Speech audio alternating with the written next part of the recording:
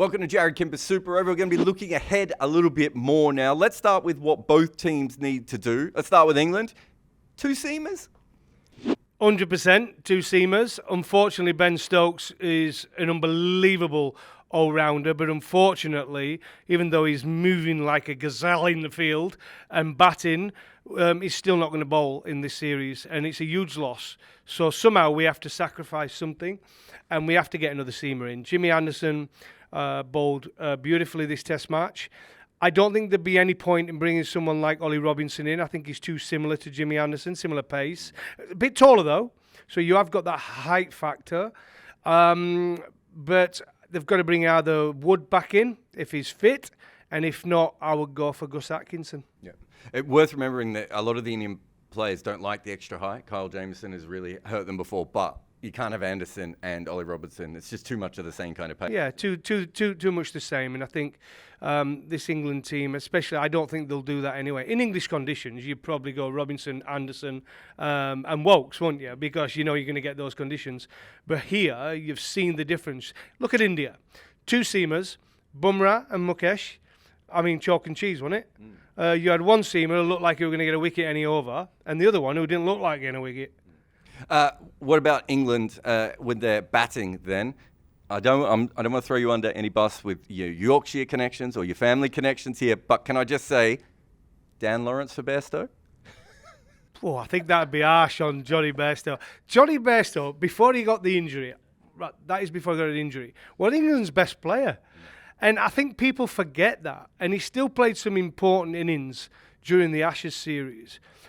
I think he looked good this test match. I think he was better at the crease. I think his balance was better. Obviously, he still doesn't move as well as he wants to, but he's never going to be able to move as well as he wants to again because it was an horrific injury. I think he still has a huge, huge part to play for England. He is someone, if we were going to win that game in the last test match, Bairstow had to come to the party, didn't he? Because you look at players like him to deliver. I don't think they'll make any change in the batting as yet. Harry Brook, unless he makes himself available again and comes back into the reckoning, then they might have a decision to make. Don't tell me they're going to drop Ben Foakes, surely. No. If he gets to the fifth test and they might need to get someone else in, that could happen. But I would say not yet. He's kept beautifully, didn't he, in the second test match? He caught a couple of great catches behind the stumps. But it'll be the same batting lineup. Yeah, you would think so. And the only other thing that England need to do, and this one's a little bit harder to guarantee, but win the toss? Win the toss is a huge. So if you can practice doing that, Ben Stokes, it'd be fantastic.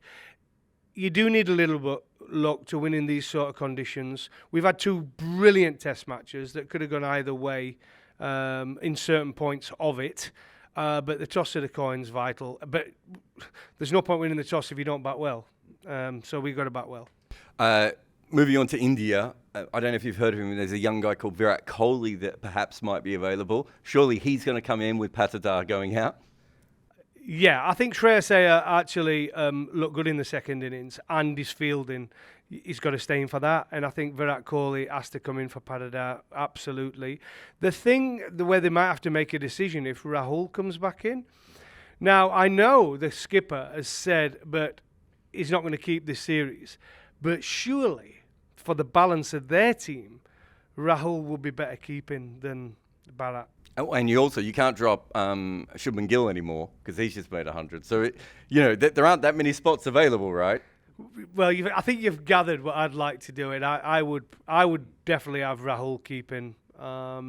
If it's not an absolute big turner where you do need a specialist keeper, and as it proved with Folksy, how well he's kept. And Bharat looks done nothing wrong behind the stumps. I think he's kept except for his DRS. Yeah, except for his DRS. He's got no confidence whatsoever. He just nods his head to Rohit Sharma, and Rohit's not got a clue. He's not got a great record, has he either? Stokesy hasn't, by the way, on the DRS. I mean, both of these guys. Rohit's my favourite though, because Rohit gets down to the last 2 seconds as the timer, and then makes his decision every time. So he hasn't even listened to anything that's being said. He just wants to get down to the end. Talking about Rohit, absolutely smashed the ball everywhere in the World Cup. plays in that T20 against Afghanistan. The best 3 innings anyone's ever played in a single T20 match that we'll ever see. Was in the best form probably that we've seen of Rohit Sharma of years, and then suddenly looks a little bit ropey. They do need some runs out of him. Yeah, absolutely. And anybody who's heard me do any broadcasting before about Rohit, I'm a huge fan of him. I think he's an absolute superb player. I love watching him when he gets going. But this test match, I don't know whether it's that first test match took it out of him, everything that happened. Losing a test match from that position as skipper, the pressure was on him. You've seen his reactions after they won that second test match, India, right? Relief. That might just be the turning point for him, where he can come out and actually play now, because they're back to level, right? If they'd have lost this one 2-0 down with 3 to play, that would have been it for him, his captaincy, wouldn't he? Lose this series. But I think it's back on level. His footwork wasn't great. The one that Anderson bowled to him was a good delivery. But let's be straight. Look at where he was on the crease. If it had been where he should have been, he'd have just hit it'd have hit the right-hand side of the bat, wouldn't it? Just to finish off, we talked about Mukesh Kumar already. Would you bring Mohammad Siraj in for the next test or another spinner? Well, that's interesting, isn't it? If it's a similar pitch to one we've just had, I would have absolutely 100% have another seamer. But they've got plenty of options. I just don't think he was the right seamer. I think in the right conditions, I think you could see that he could probably do a little bit with the ball. He needs the conditions to suit him. Similar to what we've left guys at home who do a similar job, right?